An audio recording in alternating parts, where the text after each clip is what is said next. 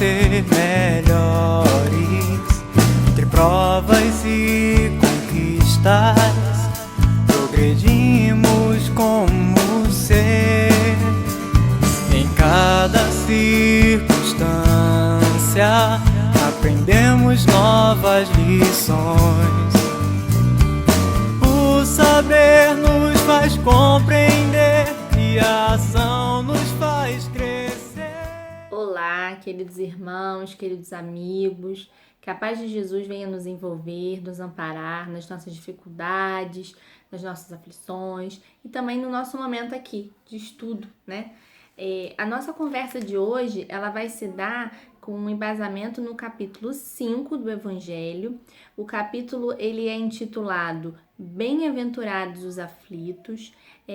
Mais propriamente dito, o nosso estudo vai se dar sobre o item 19 desse capítulo, que é uma fala do irmão Santo Agostinho, intitulada O Mal e o Remédio.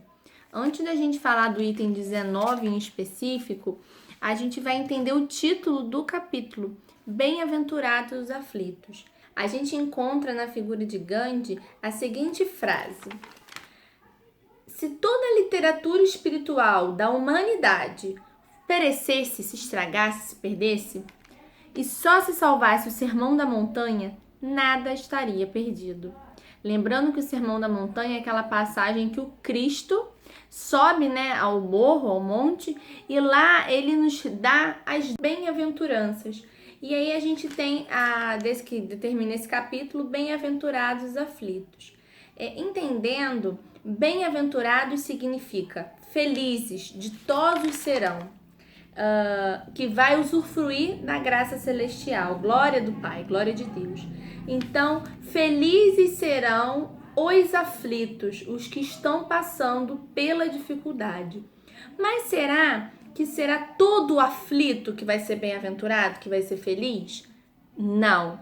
Aquele que blasfema, aquele que reclama, ele dificilmente vai se encontrar a felicidade.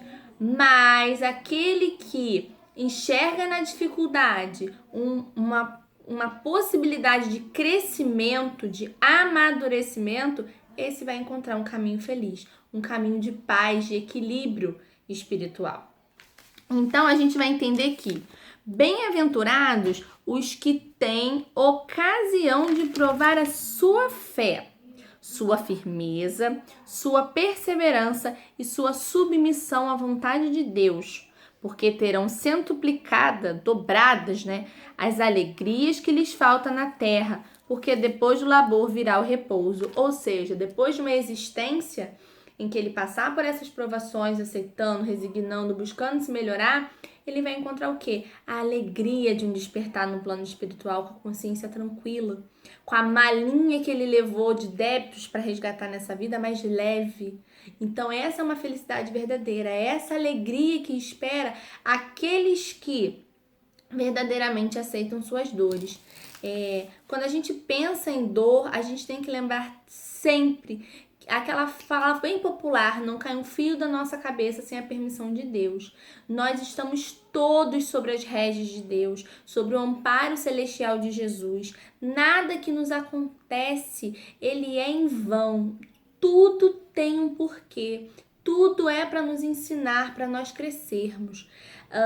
Entendendo que Deus é amor, que Deus é justiça, nós entendemos que ninguém sofre por acaso, ninguém sofre à toa. A gente pode dar o exemplo de um pai que leva o seu filho para ser vacinado. A vacina para aquela criança, a injeção para aquela criança é algo muito doloroso. Ela grita, ela esperneia, ela quer fugir, ela sacode. Por quê? Para ela aquilo ali é terrível. Mas é através daquela vacina que para ela é dolorosa que pode vir um remédio, que pode vir uma cura. E o pai a leva para tomar aquela injeção porque ele sabe que aquilo ali é o melhor para ela. Então assim é Deus. Ele nos permite passar pelas provações porque ele sabe que é o melhor para nós. É a nossa cura, o nosso expurgo espiritual. Então, entendendo que mesmo na aflição tem uma justiça que é a justiça divina e que nós não sofremos como coitadinhos e vítimas do acaso, a doutrina espírita vai dizer pra gente o seguinte nesse capítulo também. Nós temos dois motivos, duas causas para as aflições. as aflições que são oriundas das vidas passadas, que a gente traz, e as aflições oriundas dessa mesma, que muitas vezes não são provas, não são expiações, são problemas que a gente acarretou pela nossa invigilância. E qual poderiam ser as causas das aflições adquiridas agora? A nossa falta de caráter. Aquele momento que a gente sabe que não deveria fazer tal coisa, mas vai lá e faz, aceita um dinheirinho indevido. Ah, mas o fulaninho me deu só para quebrar esse galho aqui para ele. Arruma uma aflição. O orgulho, a nossa imprevidência de se achar melhor do que o outro, de se achar superior. As uniões infelizes, muitas aflições decorrem, a gente tem vindo falando, né, de família. Nossa irmã Simone Azevedo fez um vídeo maravilhoso falando pra gente sobre divórcio, ciúme, e tá aqui no nosso canal para quem quiser assistir depois. Então, quantas aflições se dão por uniões infelizes? Por ceder aos desejos, a questão da carne, por não respeitar o seu parceiro, ou mesmo por se unir em casamento por situações financeiras. O outro pode me dar isso aqui de bom, então eu me uno a ele. E daí você gera um problema, uma aflição, que não é consequência de outra vida, é dessa mesmo. Muitas causas de aflições também se encontram nas doenças, quando a dor chega nos nossos lares, na nossa família, e a gente não aceita. Então aquilo ali se torna um martírio. E também dos pais, muitas aflições também se decorrem da má educação, né? A gente vê que quando a família afrouxa os seus laços, a gente tem um desregramento social. Então, muitas das aflições também são oriundas da família, né? Dessa desestruturação da família. Sobre as causas anteriores, a gente sabe que nós que estudamos a doutrina espírita, que nós viemos aqui para resgatar os nossos equívocos de outrora. O Rossandro que diz isso muito bem pra gente. Quando a gente comete um delito, quando a gente erra, fica em nós impregnado aquilo ali, aquela energia. Ele brinca que fica em nós, fica no outro e fica até no ambiente em que aquilo ali se consolidou. Então, ele dá até um exemplo daquelas pessoas que às vezes sempre acontece algo com ela, acontece uma confusão do lado dela, tem uma fila de carro, quebra o retrovisor do carro dela. Por quê? Porque ela ainda traz impregnada aquela energia de confusão, de briga, é algo que ela ainda traz que ela tem que apagar, diluir. Enquanto a gente vai entendendo que a nossa aflição não é dessa vida, ela pode ser da outra. Isso se justifica às vezes por aquelas crianças pequenininhas, que às vezes ficam doentes, vêm a desencarnar. Semana passada a Ana Valéria também fez essa palestra pra gente. Tá aqui no nosso canal falando sobre isso, da perda de ente querido, das mortes prematuras. Às vezes a gente, né, nossa, tão pequenininho, lutando contra um câncer. O que esse anjinho, às vezes a criança de 5 anos fez? Que Deus é esse que permite que uma criança fique doente? Aí a gente, quando coloca o olhar da reencarnação, a gente entende que Deus, ele continua sendo maravilhoso com aquela criança que está permitindo passar por aquela provação, por aquela expiação, para aquela família, em que ali não é vitimazinha, que ali não é pobre coitado, não é o destino que escolheu para ele uma coisa ruim. Não, tudo está dentro de uma lei, a lei de Deus, que nos permite essa mudança íntima, essa mudança de vibrações, de fluidos que nos envolvem, de sentimentos. E dentro dessas causas anteriores, a gente vai encontrar provas e expiações. Lembrando que as provas são tudo aquilo que nós trazemos como chance de evoluir espiritualmente, aquilo que a gente pede para passar, para que algum sentimento seja moldado em nós. Diferente da expiação, que é essa correção dos equívocos anteriores. É a gente passar por uma aflição para limpar, diluir essa energia que fica em nós, que se dá pela culpa, pelo ressentimento, pelo remorso. E a gente quer se livrar daquele sentimento, o que a gente vai e pede? A gente pede para nascer de novo, a gente pede para consertar aquele equívoco. E Deus, como um Pai maravilhoso, nos permite consertar. Imagina se nós não tivéssemos a chance de consertar. Se nós desencarnássemos e tivéssemos que conviver eternamente com os nossos equívocos. Que dor, que sofrimento. A gente sabe que Deus, como um Pai bom que é, nos permite voltar, falar, vai lá meu filho, vai de novo, acerta dessa vez. Então aí a gente tem as expiações.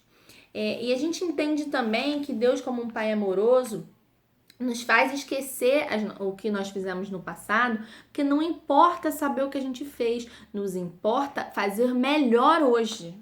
E que esse esquecimento se dá justamente para que a gente não sucumba, porque a nossa culpa não fale mais alto no nosso coração.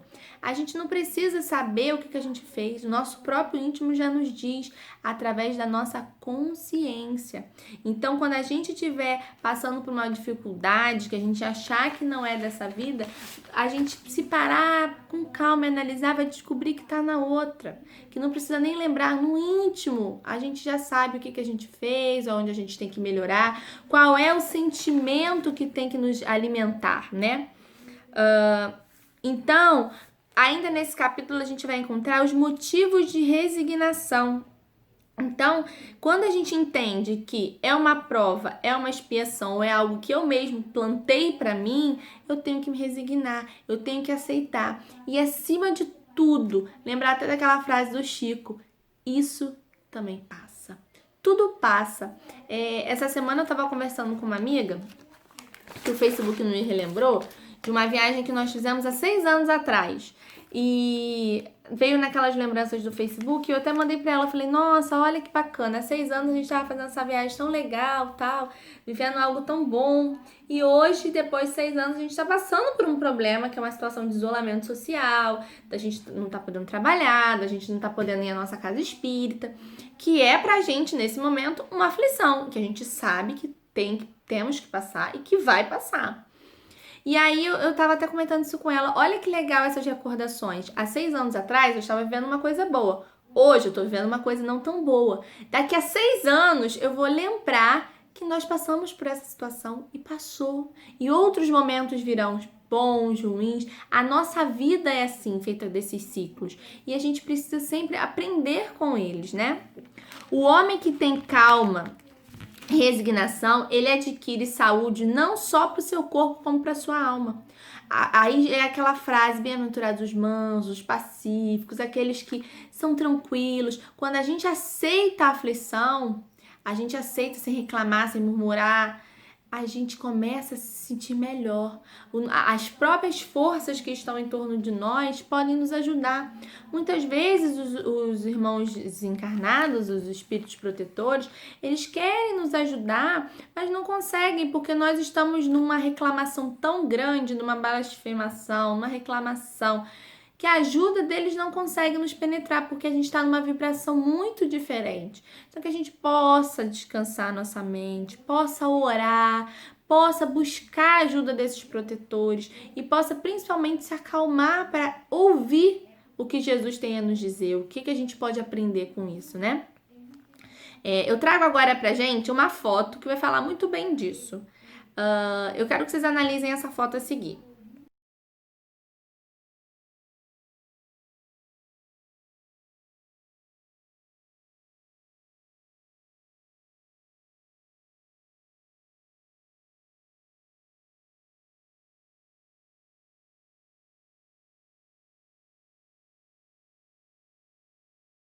Interessante, né? Aí é a foto do Maracanã. De perto, o maior estádio do mundo, uma coisa gigante. Quando a gente vê a foto de satélite, ele é só um pontinho, ele é pequeno. É assim que nós temos que analisar. Esse problema que por hora parece gigante, ele é só um pontinho na imensidão de existências que nós ainda teremos e que já tivemos. É só um pontinho na nossa história, ele vai passar. Outro pontinho virá, depois outro vai passar. Tudo passa. É preciso confiar e acreditar em Deus, em Jesus, nos amigos da luz, né? E aí, nesse finalzinho desse capítulo, a gente vai encontrar na instrução dos espíritos o bem e o mal sofrer. E nos dizem assim, ó, todos sofrem, ricos e pobres, mas poucos sofrem bem. A gente está vendo isso agora com a situação do Covid, né? É uma doença que veio para todos, ricos, pobres, brancos, negros, asiáticos, brasileiros, americanos. Não importa a sua raça, não importa o seu país, não importa se você tem muito dinheiro ou se você tem pouca, a doença está atingindo a todos. Então, todos sofrem. Agora, sofrer bem é o grande boom, é a diferença. O desânimo é uma falta. Bem-aventurados os aflitos pode assim ser traduzido. Bem-aventurados os que têm a oportunidade de provar a sua fé, sua firmeza, sua perseverança e sua submissão à vontade de Deus. A gente não aceita a vontade de Deus. Eu escutei uma vez numa casa espírita uma palestra que me marcou profundamente. Quando uma pessoa está doente, a gente diz assim: ah, Senhor, cura ela, que ela melhore. Não, a gente não tem que pedir isso. A gente tem que pedir assim: Senhor, seja feita a sua vontade. Seja feito o que for melhor para essa criatura. Nós, na ânsia do nosso apego, é óbvio que a gente quer que os nossos familiares se recuperem, que os nossos amigos fiquem bem, mas não é esse que a gente tem que pedir. A gente tem que pedir que seja feita a vontade do Senhor, porque Ele sabe o que é melhor para cada um. E lembrar no momento da aflição da prece. A prece, ela é um suporte para a nossa alma. É preciso que a gente apoie a nossa fé, uma fé viva, a fé que acredita. E como é que a gente começa a exercitar essa fé? Criando esse elo com Deus. A oração nos ajuda a criar esse elo. O Evangelho nos dá o exemplo do militar. O militar que vai à guerra, né, que é colocado ali nas linhas de frente, fala assim pra gente, ó: o militar que não é enviado às linhas de fogo não fica satisfeito, porque o repouso do campo não lhe proporciona a promoção. E aí eu trago para um exemplo mais atual. A gente pode lembrar de um jogador de futebol, tá lá numa partida, imagina, final de Copa do Mundo. Aquele jogador que tá ali no reserva, que tá no banco, ele tá incomodado, ele quer jogar, ele quer participar. Nossa, é uma chance única, mas ele tá ali sentado. Para ele aquilo ali incomoda, ele quer ir pro campo, ele quer correr, ele quer fazer o gol. Assim somos nós. Quando nós estivermos passando pela dificuldade, que a gente se lembre que nós somos o jogador no campo, é a nossa chance de fazer o gol. A gente já não tá mais sentado no banco do reserva. Então, quando a gente estiver passando pela dificuldade, lembrar, é o nosso momento, é o momento de acertar, é o momento de fazer o gol. Se a gente não passar pela aprovação, a gente não melhora. A gente vai ser sempre aquele jogador sentadinho ali na mesmice. Pra gente evoluir, a gente precisa se movimentar, a gente precisa da ação e vencer as aflições. Aí a gente chega no item 19, que é o tema do nosso estudo, o mal e o remédio. E aí eu vou pedir licença para vocês para poder ler a fala de Santo Agostinho. Paris, 1863. Vossa terra é por acaso um lugar de alegrias, um paraíso de delícias? A voz do profeta não soa ainda aos vossos ouvidos? Não clamou ele que haveria choros e ranger de dentes para os que nascessem nesse vale de dores? Vós que nele viestes viver, esperai, portanto, alegrias ardentes e penas amargas. E quanto mais agudas e profundas forem as vossas dores, voltai os olhos ao céu e bendizei ao Senhor, por vos ter querido provar. Ó homens, não reconhecereis o poder de vosso Senhor, senão quando ele cura as chagas de vosso corpo e enche os vossos dias de beatitude e de alegria? Não reconhecereis o seu amor, senão quando ele adornar vosso corpo com todas as glórias e lhe der seu brilho e seu alvor? Imitai aquele que vos dado como exemplo, chegado ao último degrau da abjeção e da miséria, estendido sobre o monturo, ele clamou a Deus: Senhor, conheci todas as alegrias da opulência, e vós me reduzistes à mais profunda miséria. Graças, graças, meu Deus, por tendes querido provar o vosso servo. Até quando os vossos olhos só alcançarão os horizontes marcados pela morte? Quando, enfim, vossa alma quererá lançar-se além dos limites do túmulo? Mas ainda que tivesses de sofrer uma vida inteira, que seria isso ao lado da eternidade e da glória reservada, aquele que houver suportado a prova com fé, amor e resignação. Procurai, pois, a consolação para os vossos males no futuro que Deus vos prepara. Por isso, bem-aventurados, felizes serão, que Deus vos prepara. E vós, os que mais sofreis, julgar-vos-eis os bem-aventurados da terra. Como desencarnados, quando vagais no espaço, escolhestes as vossas provas, porque vos considerais bastante fortes para suportá-la. Por que murmurais agora? Fomos nós que pedimos. Nós fomos lá e falamos, não, pode me dar isso aqui, eu vou passar por isso aqui. E às vezes aquele nosso bom mentor fala, opa, vem cá, diminui um pouquinho essa prova aí, vamos fazer só assim. A gente, não, eu consigo, eu quero. Fomos nós que imploramos por essa chance. E chega aqui a gente se fala, eu não dou conta, não consigo. Consegue, nós podemos. Vós que pedistes a fortuna e a glória, o fizeste para sustentar a luta com a tentação e vencê-la. Vós que pediste para lutar de alma e corpo contra o mal moral e físico, sabeis que quanto mais forte fosse a prova, mais gloriosa seria a vitória, e que se saísseis triunfantes, mesmo que vossa carne fosse lançada sobre o monturo,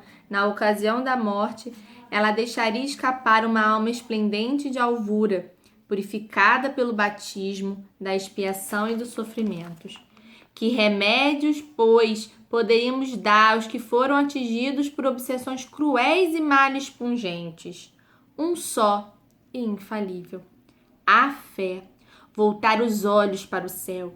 Se no auge de vossos mais cruéis sofrimentos cantardes ao louvor ao Senhor, o anjo de vossa guarda vos mostrará o símbolo da salvação e o lugar que deveis ocupar um dia. A fé é o remédio certo para o sofrimento. Ela aponta sempre os horizontes do infinito, ante os quais se esvaem os poucos dias de sombra do presente. Não mais nos pergunteis, portanto, qual é o remédio que curará tal úlcera ou tal chaga, esta ou aquela prova ou tentação. Lembrai-vos de que aquele que crê se fortalece com o remédio da fé, e aquele que duvida um segundo da sua eficácia é punido na mesma hora, porque sente imediatamente as angústias apungentes da aflição. O Senhor pôs o seu selo em todos os que creem nele. Cristo vos disse que a fé transporta montanhas. Eu vos digo que aquele que sofre, que tiver a fé como apoio, será colocado sob sua proteção e não sofrerá mais. Os momentos mais dolorosos serão para ele como as primeiras notas de alegria da eternidade. Sua alma se desprenderá de tal maneira de seu corpo que, enquanto estes se torcerem em convulsões, ela pairará nas regiões celestes, cantando com os anjos os hinos de reconhecimento e de glória ao Senhor. Felizes os que sofrem e choram, que suas almas se alegrem, porque serão atendidas por Deus. Então, é uma fala muito bonita de Santo Agostinho, né?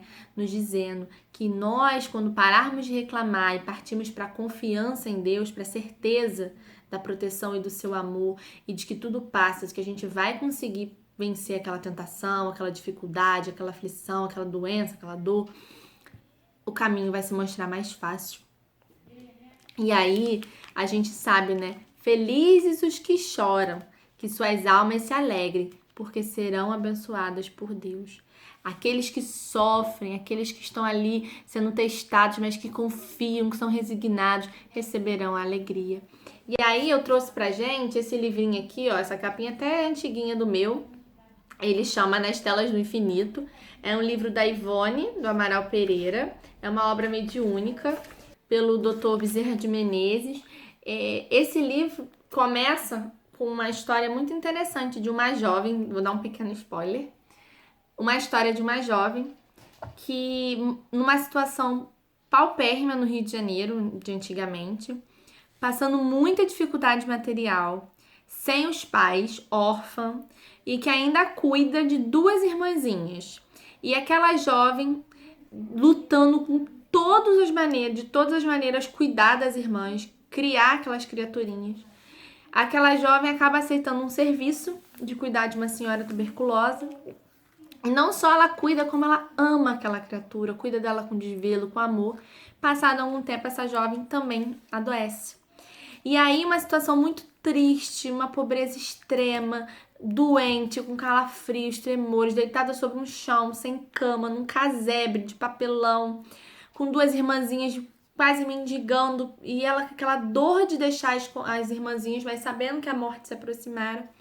E a Ivone, ela é levada por Dr. Bezerra de Menezes nesse casebre dessa jovem. E quando Ivone começa a assumir, chegar na situação, no morro, que ela ainda morava numa favela de antigamente, chega um momento que a Ivone diz, pelo amor de Deus, eu não quero mais ficar aqui, isso é horrível de ver, é uma miséria.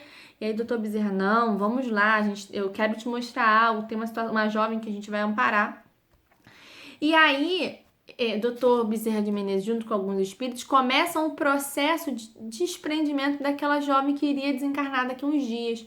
E a gente vai vendo que, na bondade infinita do Dr. Bezerra, né, ele vai criando uma maneira de assistir também as duas criaturinhas que ficariam órfãos, porque para aquela jovem que estava doente, a única coisa que aprendia eram as irmãzinhas. Ela tinha muito receio de deixar as pobrezinhas, porque ela criava como uma mãe. E aí, aos nossos olhos materiais, que foi o mesmo olhar da Ivone, a gente fala, meu Deus, que sofrimento. Jovem, órfão, tuberculose, paupérrima, ainda deixando duas irmãs. O que essa criatura fez? Ela que foi tão boa, que criou as irmãs, que cuidou da senhora doente, que poderia ter feito coisas erradas para não morrer de fome, mas sempre trabalhou honestamente. Aos nossos olhos, meu Deus, que sofrimento. E aí Bezerra começa a narrar para Ivone quem é aquele espírito que está no corpo daquela jovem. E a gente vai entender que aquela criatura não está sofrendo por acaso. E que aos nossos olhos aquilo ali é um sofrimento gigantesco. Mas aos olhos daquela criatura ela estava tão feliz. Porque ela estava se livrando de uma culpa, de um ressentimento, de um erro passado. Ela estava expurgando. Ela estava renascendo enquanto espírito. Estava se iluminando. E aí eu peço permissão para ler um pedacinho que o Dr. Bezerra diz assim, ó. Para Ivone. A cada um será dado segundo as suas obras. Todavia, enganaste-te ao supores desgraçada essa pobre moribunda. Ela própria tal não se considera, pois que santificante resignação a leva a aceitar o sofrimento atual. Assim, todos os espinhos que a cacitaram no doloroso transcurso da presente romagem, sem murmúrios nem revolta, antes como fatores fecundos que a levarão a merecer celeste bem-aventurança, conforme ensina a crença cândida e singela que esposa. E aí ele está falando, aos nossos olhos, que criatura sofrida, mas ela própria não se considerava assim, porque ela sabia que ela estava saindo daquilo ali depurada. Então que a gente possa sair das nossas aflições melhor, que a gente aprenda, que a gente tire boas coisas das coisas ruins que nos acontecem. Quando a gente diz o mal e o remédio, o mal ainda é o remédio, é porque a gente ainda precisa passar pela dor. Então, que a gente possa, diante do nosso sofrimento, olhar o céu, agradecer a Deus e pedir força, coragem para vencer com ânimo, lembrando das preces como um dilúvio que nos enche o coração. E aí a gente se lembra de dois exemplos, o que eu sempre falo quando a gente trata desse assunto. Um é a frase de Paulo, que ele nos diz assim, ó, combati o bom combate, terminei minha carreira, guardei a fé. Desde já me está reservada a coroa da justiça, que me dará o Senhor, justo juiz, naquele dia. E não somente a mim, mas todos os que tiverem esperado com amor a sua aparição. Que combate é esse que Paulo nos fala? O combate que Paulo nos convoca aqui é o combate mesmo dos desafios, de vencer as dificuldades.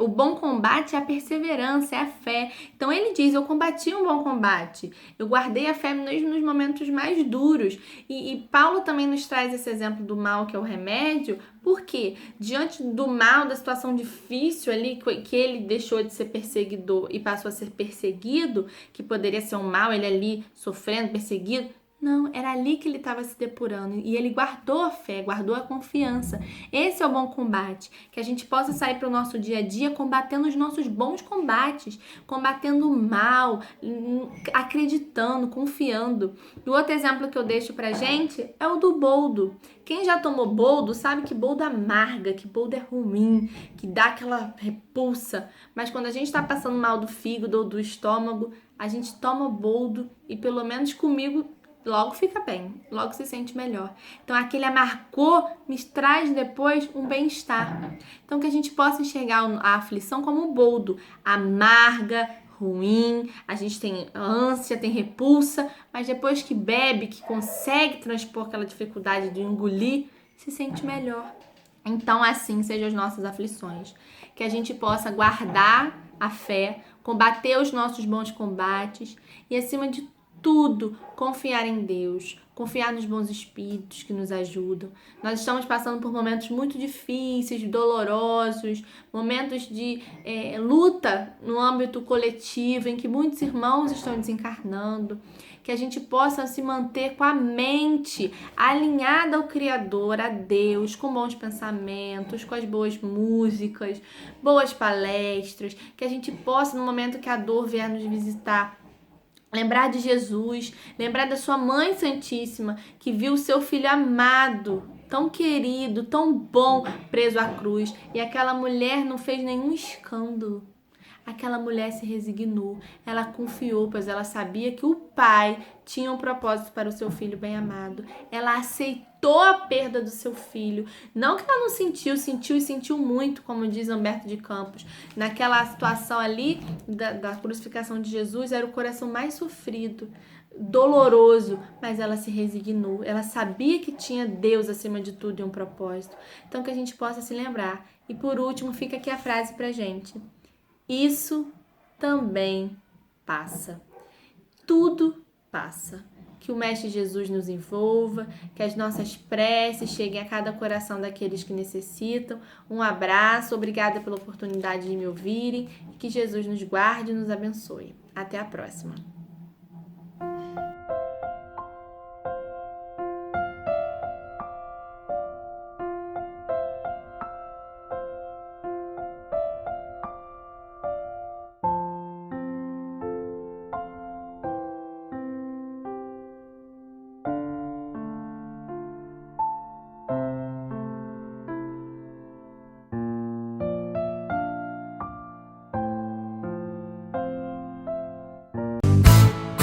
Vamos praticar o amor que o Mestre nos ensinou. Não precisa ser uma grande ação, mas tem que vir